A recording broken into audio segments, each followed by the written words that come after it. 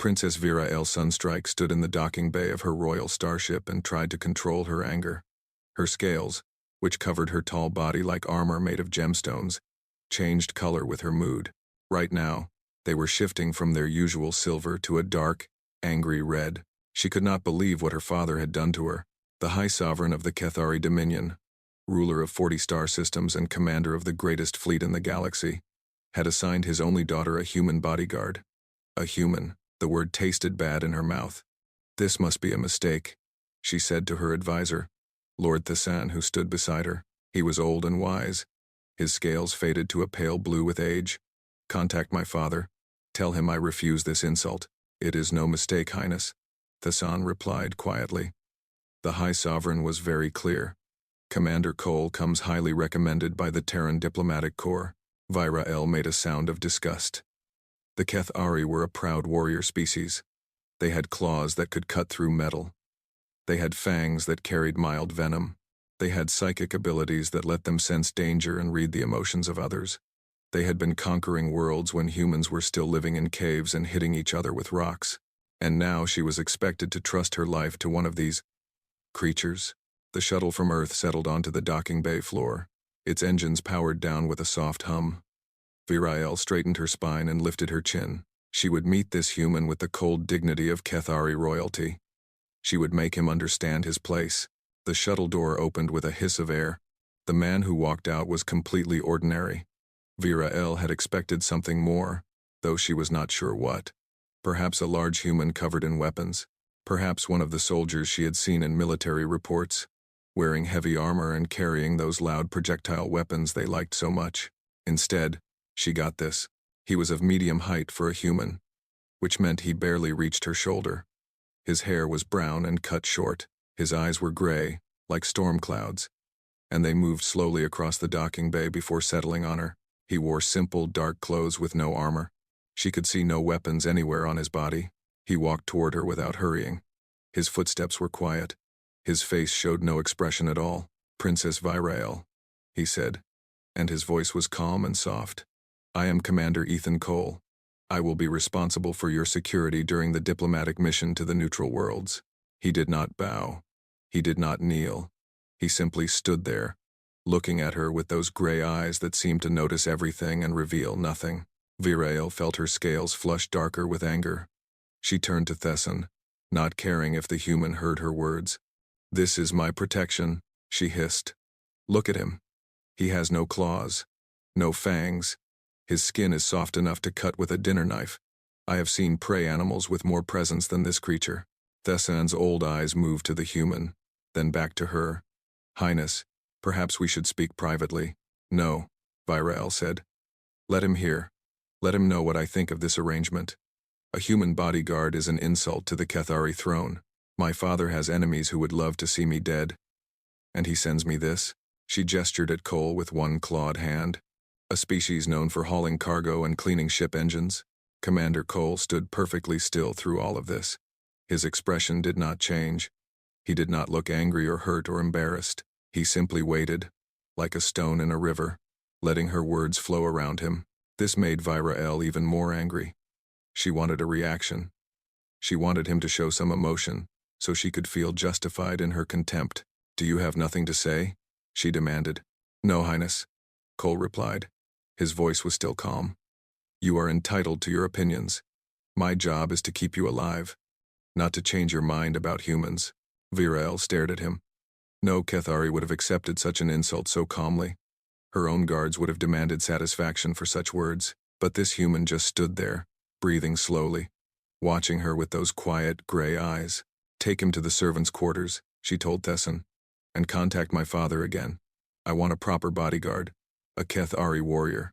She turned and walked away, her claws clicking against the metal floor. She did not look back.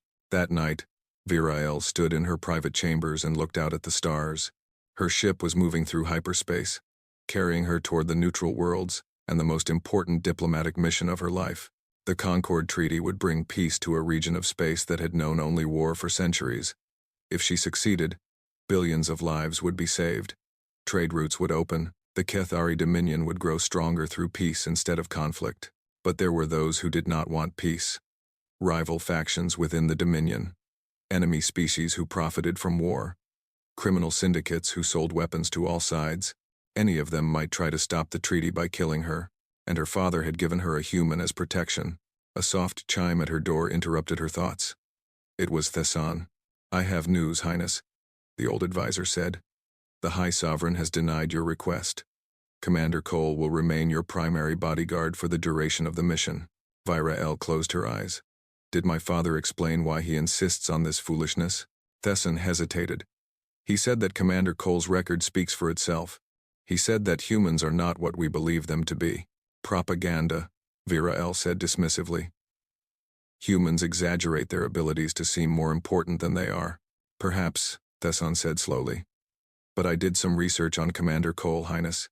He was at the siege of Kepler Station." Vira L. turned to look at her advisor. The siege of Kepler Station was a famous battle from 10 years ago. A group of terrorists had taken control of a space station and threatened to destroy it, killing thousands of innocent people. The siege had lasted for weeks. "So," she said, "many people were at Kepler Station. The records say that when the siege ended, there were 47 dead terrorists," Thesson said quietly.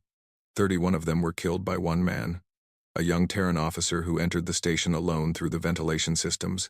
He moved through the station in complete darkness for 16 hours, eliminating targets one by one, until the terrorist leader was the only one left. Vira L. felt a small chill run down her spine. She pushed it away. "Human propaganda," she said again, but her voice was less certain now.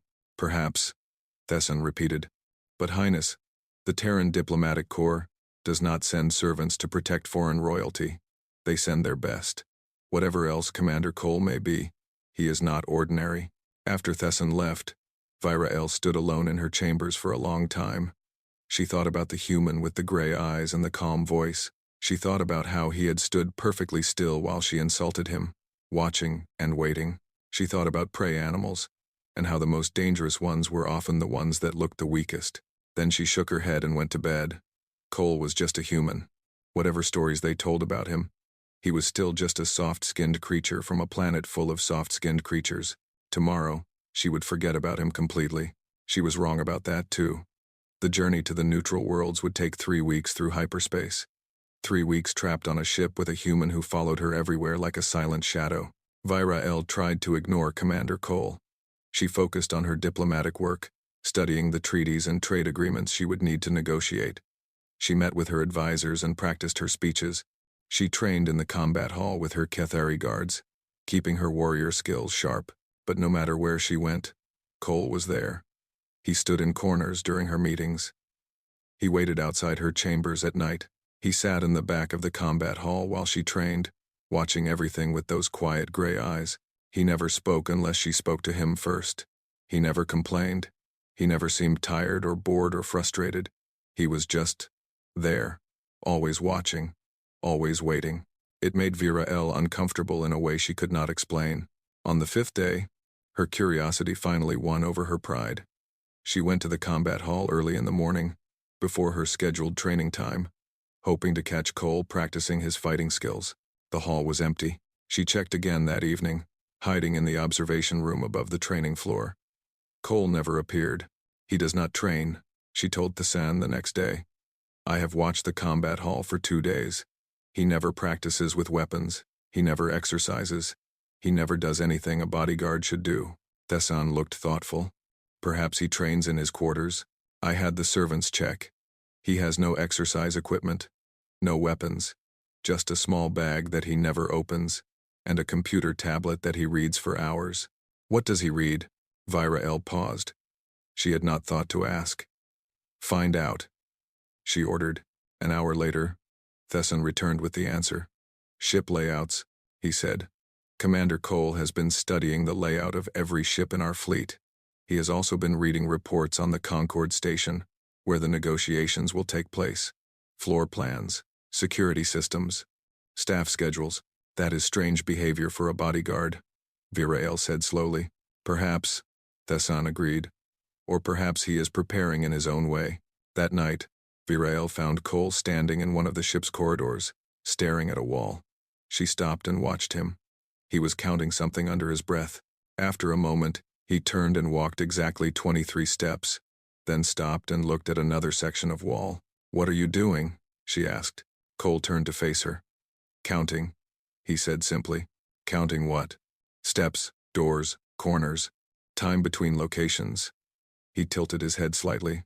"If something happens, I need to know exactly how long it takes to get from any point on this ship to any other point. I need to know which doors are locked and which ones are not. I need to know where the hiding places are." Virael stared at him. "That seems excessive." "Yes," Cole agreed. "That is why I am still alive." He walked past her and continued his strange patrol of the ship. Virael watched him go, feeling confused in a way she did not like. The next week, she decided to test him. She gathered 6 of her best Kethari guards in the training hall. They were warriors who had fought in real battles, soldiers who had killed enemies of the Dominion. She gave them careful instructions. "I want you to stage an ambush," she said. "Hide in the corridor outside my quarters. When I walk past with the human, attack. I want to see how he reacts to a real threat." The guards agreed eagerly. They did not like Cole either. They saw him as an insult to their honor, a suggestion that they could not protect their princess themselves. That evening, Virael walked through the corridor with Cole behind her. She knew her guards were hidden in the shadows ahead. She could feel them with her psychic senses, 6 bundles of eager energy waiting to spring. Cole stopped walking. Virael turned to look at him. He had moved to stand between her and the corridor ahead. His body was relaxed, but his eyes were scanning the shadows with sharp attention. "Highness," he said quietly, "please step back." "Why?" she asked, pretending confusion. 6 of your guards are waiting ahead. 3 on the left behind the storage containers. 2 on the right in the maintenance alcove. 1 in the ceiling access panel above us. Virael felt her scales flush with surprise. Her own psychic senses had not been able to locate them so precisely. "How did you know?" she asked. Before Cole could answer, her guards attacked. They burst from their hiding places with Kethari war cries, claws extended, moving at full speed. Cole did not move. He stood perfectly still as the guards rushed toward him. At the last moment, when they were close enough to strike, he simply raised one hand. "Stop." His voice was not loud. It was calm, almost bored. But something in it made the guards hesitate. They stopped just out of arm's reach, their claws trembling in the air. "Claws are not poisoned," Cole said, looking at each guard in turn. "Your stances say practice, not real intent. Your breathing is too controlled. You expected me to see you, which means you expected me to run or fight. This is a test, not an attack." He looked at Virael. "Next time, tell them to commit fully. Hesitation is a tell." I knew this was fake before they even moved. The guards lowered their claws, their faces showing shame and confusion. They had been read like children by a creature they considered prey. Virael dismissed them with a wave of her hand. When they were gone, she turned to Cole. "How?" she demanded. "How did you know exactly where they were hiding? How did you know it was fake?" Even my psychic senses could not read them so clearly. Cole was quiet for a moment. "I watched them preparing this morning," he said. "I saw them whispering together. I noticed the way they looked at you during lunch. Humans do not have psychic powers, Highness. We learned to read bodies, faces, and patterns instead. We had to, or we died." He started walking back toward her quarters. "Your guards are good warriors, but they think like Kethari. They expect threats to come with warning, with challenges and battle cries. They do not understand silent killers who strike from shadows." "And you do?" Virael asked. Cole stopped and looked back at her. For just a moment, something cold flickered in his gray eyes. "I have been the shadow," he said quietly. "I know how it thinks." Then the coldness was gone, replaced by his usual calm expression. He continued walking as if nothing had happened. Virael followed him slowly, her mind full of new thoughts. She remembered what Thessan had told her about the siege of Kepler Station. 31 kills in 16 hours, alone in the dark, silent and deadly. She had called him prey. She had compared him to cargo haulers and servants. But prey animals did not speak about being shadows. Prey animals did not read warriors like open books. Prey animals did not move through darkness, killing enemies one by one. What had her father sent her? The ship dropped out of hyperspace on the 20th day. Through her window, Virael could see the Concorde station floating against a backdrop of stars. It was massive, A city in space where 100 different species lived and worked and schemed. It was also one of the most dangerous places in the galaxy. We arrive in 6 hours, Thesson told her. The negotiations begin tomorrow. Virael nodded. She looked for Cole and found him standing by the window, staring at the station with an expression she could not read. Is something wrong? She asked. No, Cole said. But he did not look away from the station. Just preparing. Virael did not ask what he was preparing for.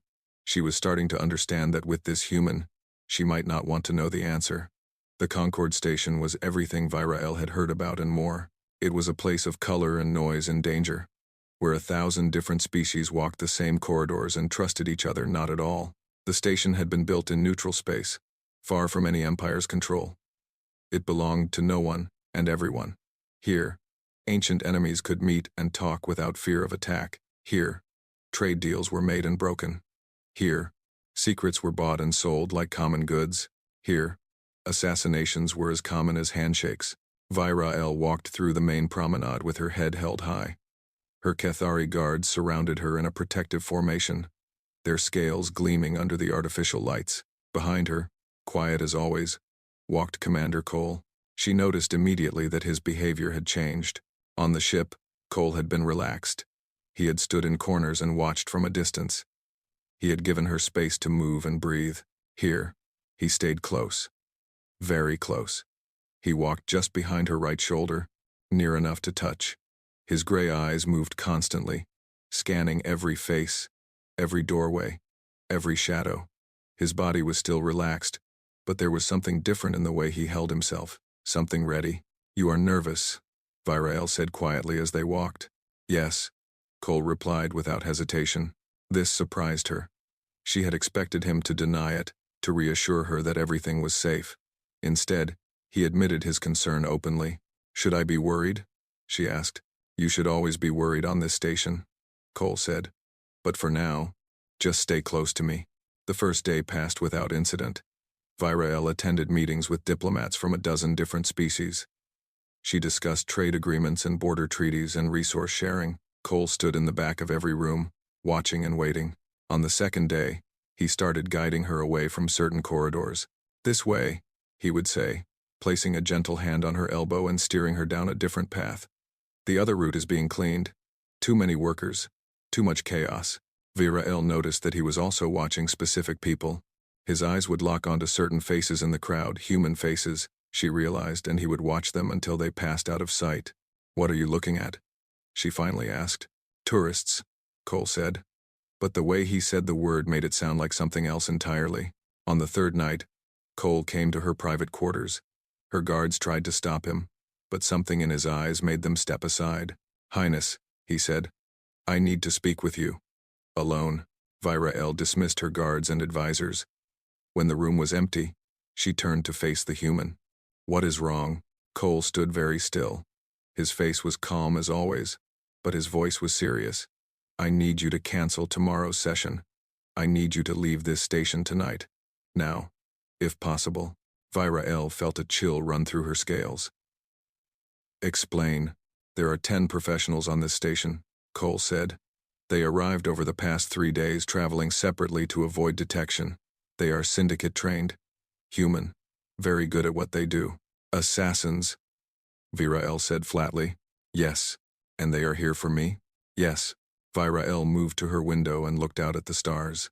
Her heart's Cathari had too were beating faster than normal.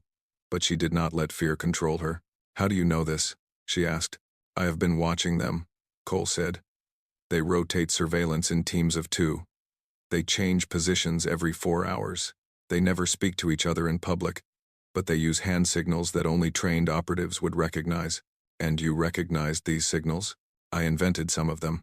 Virael turned to look at him. You were one of them? A syndicate assassin? No, Cole said. But I spent 5 years hunting them. I learned how they think, how they move, how they plan. He took a step closer. They tried poison first. Your biology makes that difficult. Your guards are too many to fight openly, so they will wait for tomorrow, during the reception. When the crowds give them cover and confusion, they will strike fast and disappear before anyone understands what happened. Virael was quiet for a long moment. Her mind was racing through possibilities. Who had sent these killers? One of her father's rivals? A foreign power that feared the treaty? The syndicate itself? Hired by unknown clients? I cannot leave, she said finally. Highness, no. She turned to face Cole fully. This treaty represents years of work. It will bring peace to billions of people. If I run now, the negotiations will collapse. My enemies will win. Everything will have been for nothing. Cole stared at her with those gray eyes. She could not read his expression. You understand that staying means risking your life, he said. Yes. You understand that I may not be able to protect you against 10 professionals in a crowded reception hall. Yes. Cole was silent. Then, slowly, he nodded. Something that might have been respect flickered in his eyes. Very well, he said. If you will not leave, then we prepare. How? Cole did not answer immediately. He walked to the door, then stopped and looked back at her. Stay in your quarters tonight. Do not open the door for anyone except me. Tomorrow, at the reception, stay close to me. When it starts, do not run. Drop to the floor and stay low until I come for you. When it starts, Virael repeated. You speak as if you know exactly what will happen. I do, Cole said simply. Because I am going to make it happen on my terms, not theirs. He opened the door to leave. Wait, Virael said. Where are you going? To prepare. Prepare how? Cole paused. For just a moment, the calm mask he always wore seemed to slip. Underneath, Virael caught a glimpse of something else. Something cold and sharp and very, very dangerous. I'm going to walk the station, he said quietly. I am going to map every entrance and exit. I am going to find every shadow where a killer could hide. I am going to watch them while they think they are watching you. And then I am going to decide exactly how each of them is going to die. Virael felt her scales go pale. The way he said it so calm, so matter-of-fact, was somehow more frightening than any threat she had ever heard. You speak of killing 10 trained assassins as if it is simple, she said. Cole shook his head. Not simple, just necessary. He met her eyes. You chose to stay and risk your life for peace. The least I can do is make sure that choice was not a mistake. Then he was gone, disappearing into the corridor like a ghost. Virael stood alone in her quarters for a long time after he left. She thought about what she had seen in his eyes. She thought about the stories of Kepler Station. She thought about 31 dead killers in 16 hours. Tomorrow, she would stand in a crowded room surrounded by enemies. Tomorrow, she would trust her life to a human she had called weak and useless. Tomorrow, she would finally see what Commander Ethan Cole really was. She was not sure if that thought made her feel safer or more afraid. Outside her window, the stars burned cold and silent. Somewhere on the station, a human was walking through shadows, planning death for those who would threaten his charge. The night passed slowly. When morning came, Virael dressed in her finest diplomatic robes and prepared to attend the reception. She did not know that in just a few hours, the galaxy's understanding of humanity would change forever. The reception hall was beautiful. Crystal chandeliers hung from the ceiling, casting rainbow light across the gathered crowd. Diplomats from 100 different species mingled and talked and pretended to be friends. Servants moved through the crowd carrying drinks and food. Virael stood near the central fountain, surrounded by her Kethari guards. She wore robes of deep purple, the color of royalty. Her scales had been polished until they gleamed like mirrors. She looked every inch the princess she was, but inside, her hearts were pounding. Cole had appeared at her door that morning, looking exactly the same as always. His clothes were neat, his hair was combed, his eyes were calm. If he had spent the entire night walking through shadows and planning violence, there was no sign of it on his face. Stay close to me, he had said. When it happens, drop to the floor immediately. Do not hesitate. Do not try to help. Just get down and stay down until I come for you. How will I know when it happens? Virael had asked. Cole had almost smiled. Almost. You will know. Now she stood in the reception hall, trying to look relaxed while every nerve in her body screamed with tension. She talked with diplomats. She smiled at jokes. She played the part of the confident princess perfectly, but her eyes kept finding Cole. He stood about 10 steps behind her, positioned near a marble pillar. His posture was relaxed. A glass of water was in his hand. Anyone looking at him would see a bored human servant waiting for his employer to finish socializing. But Virael had learned to look closer. His eyes were never still. They moved constantly, tracking faces in the crowd. Occasionally, he would shift his weight slightly, turning his body to keep certain people in view. Once, she saw him put down his water glass and flex his fingers, then pick the glass up again. He was watching, waiting, ready. The reception continued. An hour passed, then 2. Virael began to wonder if Cole had been wrong. Perhaps the assassins had changed their plans. Perhaps they had been scared off. Perhaps. Cole's hand touched her shoulder. Down, he said quietly. Now. Virael did not think. She did not hesitate. She dropped to the floor, her robe spreading around her like a purple pool. The world exploded. Later, when she tried to remember what happened, Virael could only recall fragments. Pieces of a nightmare that lasted exactly 11 seconds. She heard screams. She saw bodies moving fast, too fast. There was a sound like something wet tearing, and then another sound, and another. From her position on the floor, she looked up and saw Cole move. It was like watching a different creature entirely. The calm, quiet human was gone. In his place was something that moved like flowing water, like wind, like death itself wearing a human shape. The first assassin came from the left, a knife already swinging toward where Virael had been standing a moment before. Cole caught his wrist, twisted, and the man's own blade opened his throat. Before the body began to fall, Cole had already taken the knife and was moving. 2 more assassins rushed from the crowd on the right. Cole threw the stolen knife. It spun through the air and buried itself in the first man's eye. The second man swung a metal rod at Cole's head. Cole ducked under it, stepped close, and struck the man's throat with his palm. The man dropped without a sound. 4 seconds gone. A woman burst from behind a serving table, firing a small energy weapon. Cole was already not where she aimed. He rolled across the floor, came up inside her guard, and broke her neck with a single motion. He took her weapon as she fell. 3 more assassins converged from different directions.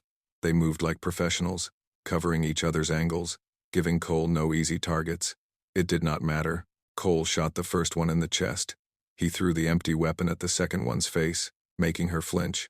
In that moment of distraction, he closed the distance and drove his elbow into her temple. The third managed to draw a blade, but Cole caught his arm, twisted, and the blade went into the man's own stomach. 8 seconds gone. The 9th assassin was trying to reach Virael on the floor. He had almost gotten past the chaos when Cole appeared in front of him. The man was big, trained, armed. He lasted less than a second. Cole hit him 3 times in places that made his body simply stop working, and he collapsed like a puppet with cut strings. The 10th assassin was smarter than the others. He had stayed back, waiting for an opportunity. Now he saw it. He raised a weapon and aimed at Virael's head from across the room.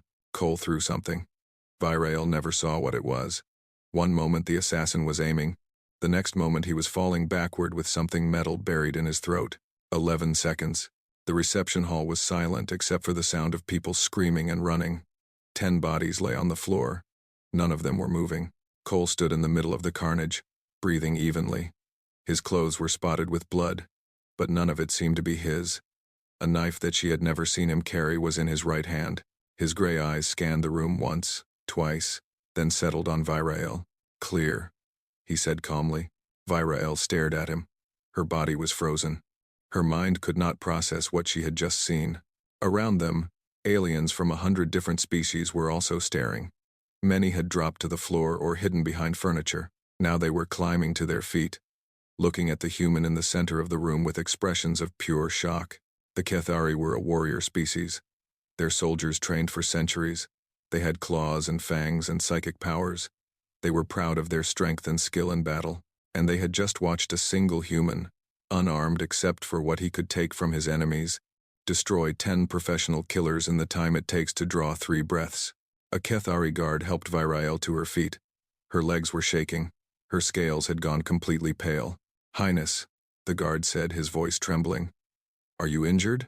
"No," Virael managed to say. Her eyes never left Cole. "No, I am not injured." Cole walked toward her. The crowd parted around him like water around a stone. No one wanted to be close to him. No one wanted those gray eyes to focus on them. "We should move to a secure location," he said. His voice was exactly the same as it had always been. Calm, quiet, professional. There may be more threats we haven't identified. Virael opened her mouth to respond, but no words came out. She had called this creature useless. She had compared him to a prey animal. She had mocked him for being soft and clawless and weak. She looked at the bodies on the floor. 10 of them. Trained killers from one of the deadliest organizations in the galaxy. 11 seconds. Cole tilted his head slightly, looking at her with something that might have been concern. Highness? We need to move. Virael found her voice at last. Yes, she said. Yes, of course. She let him lead her out of the reception hall. Behind her, she heard voices rising in confusion and fear and wonder. The story of what had happened here would spread across the station within hours. Within days, it would reach every corner of the galaxy. The humans had always been underestimated. They were small and soft and had no claws or fangs or psychic powers. Every species in the galaxy looked at them and saw weak creatures who were somehow clever enough to build starships. Today, the galaxy had learned a different lesson. Today, the galaxy had learned what humans truly were. As she walked beside Cole through the station corridors, Virael realized that she would never look at this quiet human the same way again. She wondered if anyone would. The treaty was signed 3 days after the attack. The assassination attempt had actually helped Virael's mission. It proved that powerful forces did not want peace. It showed the other diplomats that the threats were real and the stakes were high. Many species who had been neutral decided to support the treaty, if only to spite whoever had tried to kill the Kethari princess. Virael conducted the final negotiations with her usual skill.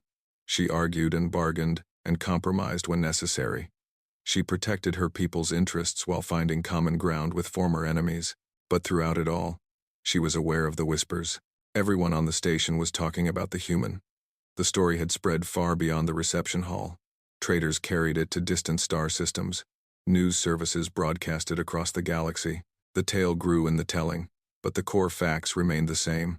A single human, unarmed and alone, had killed 10 professional assassins in 11 seconds. The Kethari guards who had witnessed it were still in shock. They had spent their lives believing that humans were weak prey animals. Now they could not stop talking about what they had seen. The speed, the precision, the complete lack of wasted motion. One guard had served in 3 wars. He told his friends that Cole was the most dangerous warrior he had ever seen, not because of his strength or his weapons, but because of his mind. He had planned everything in advance. He had known exactly what would happen before it happened. He had turned the assassin's own tools against them. The guard said that watching Cole fight was like watching a predator hunt. Not a Kethari predator who relied on claws and fangs. Something different. Something patient and cold and utterly relentless. On the day after the treaty signing, Virael went to find Cole. He was in the shuttle bay, preparing to leave. His work was done. He had kept her alive through the most dangerous mission of her life, and now he would return to Earth to await his next assignment. Commander, Virael said as she approached him. Cole turned to face her. He looked exactly the same as the first day she had met him. Calm eyes, quiet manner, unremarkable appearance. It was hard to believe that this was the same creature who had moved through the reception hall like death itself. Highness, he said, giving her a small nod of respect. Congratulations on the treaty. It was well done. Virael stopped in front of him. For a long moment, she simply looked at him, trying to find the right words for what she needed to say. I need to understand, she finally said. Your species has no claws, no venom, no psychic shields, no natural weapons of any kind. How is it possible that you could do what you did? Cole considered the question. His gray eyes looked past her for a moment, as if he was seeing something far away. Evolution is pressure, he said slowly. My world was harsh. We were not the fastest creature on our planet. We were not the strongest. We were not the most venomous or the best armored. Every other predator was more dangerous than we were. Then how did you survive? Cole met her eyes. We learned. We adapted. We used our minds instead of our bodies. He held up his hands, spreading his fingers. These are weak compared to your claws, but we use them to make tools, weapons, traps. We could not outrun prey, so we learned to chase it until it collapsed from exhaustion. We could not overpower predators, so we learned to outsmart them, to trick them, to hunt them in groups with weapons they could not understand. Virael listened carefully. She was beginning to see something she had missed before. Every predator on Earth learned to fear us, Cole continued. Not because we were stronger, but because we never gave up. We would follow an animal for days, tracking it across entire continents, until it was too tired to run anymore. We would hunt creatures 10 times our size and bring them down through patience and planning. He lowered his hands. We are not strong, Highness, but we are relentless. Once we decide to pursue something, we do not stop, ever. Virael thought about the night before the reception. She imagined Cole walking through the station in darkness, mapping every corridor, memorizing every shadow, planning exactly how he would kill each assassin. 6 hours of patient preparation for 11 seconds of violence. The galaxy thinks humans are soft because we are quiet, Cole said. We smile. We are polite. We do not challenge others openly. We do not display our weapons or boast about our kills. He paused. But there is a reason for this. On Earth, the animals that roared the loudest were often the first to die. The predators that survived were the ones that stayed quiet and watched and waited until they struck. Virael said softly. Yes. Cole nodded. Silence keeps you alive. Patience keeps you alive. Watching and learning and waiting for exactly the right moment. These are not signs of weakness. They are how we became the dominant species on a world full of creatures that were bigger and faster and stronger than us. He almost smiled. It was the closest thing to emotion Virael had ever seen on his face. Other species see us and think we are harmless. They see our soft skin, and our small bodies, and our lack of natural weapons. They see prey. He shook his head slowly. They are wrong. They are looking at an apex predator wearing camouflage. Virael was silent for a long time. She thought about everything she had believed about humans. She thought about how wrong she had been. I misjudged you, she admitted. I misjudged your entire species. I am sorry. Cole shrugged. Most do. That is part of our advantage. He picked up his small bag and slung it over his shoulder. Being underestimated is useful. It makes enemies careless. It makes them think they have already won before the fight begins. He started walking toward his shuttle, then stopped and looked back at her. Highness, may I give you some advice? Please. When you return to your empire, tell your military commanders what you learned here. Tell them about humans. Not because we are a threat to the Kethari, but because someday you may need allies. His gray eyes were serious. The galaxy is a dangerous place. Better to have us as friends than enemies. Virael nodded slowly. I will tell them. I will make sure they understand. Cole gave her one final nod, then walked up the ramp into his shuttle. The door closed behind him. Virael watched the shuttle lift off and disappear through the station's exit port. She stood there for a long time, thinking about everything she had seen and learned. When she finally returned to her ship, she called for Thesson and her senior military advisors. She spoke to them for 3 hours about Commander Cole, about the attack, about what she had learned of human nature. She ended with a recommendation that she ordered to be sent to every Kethari military commander in the Dominion. The message was simple. Recommend full military reassessment of Terran capabilities. Previous classifications are dangerously incorrect. Humans are not prey animals. They are patient, intelligent, and utterly relentless predators who have evolved to be underestimated.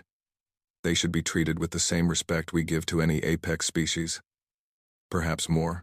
Years later, when Virael had become High Sovereign of the Kethari Dominion, she kept a copy of that message on her desk. She would look at it sometimes and remember the quiet human with the gray eyes who had taught her that the most dangerous predator is not the one that roars the loudest. It is the one that stays silent and watches and waits. And when it finally moves, it does not stop until the threat is ended. That was the day the galaxy learned to look at humans differently. That was the day a simple truth spread from species to species across the stars. Fear the quiet ones. They are quiet because they are thinking. They are thinking because they are planning. And when their plans are ready, not even trained assassins can stand against them. In the end, the Kethari added a new proverb to their military training manuals. It was a warning to every young warrior, a lesson written in the blood of 10 dead killers. The proverb was simple. We learned to fear the loud ones last. It is the quiet ones who end worlds. And on a small blue planet on the edge of the galaxy, a species of quiet, soft-skinned creatures continued to watch the stars and wait and plan, just as they always had, just as they always would.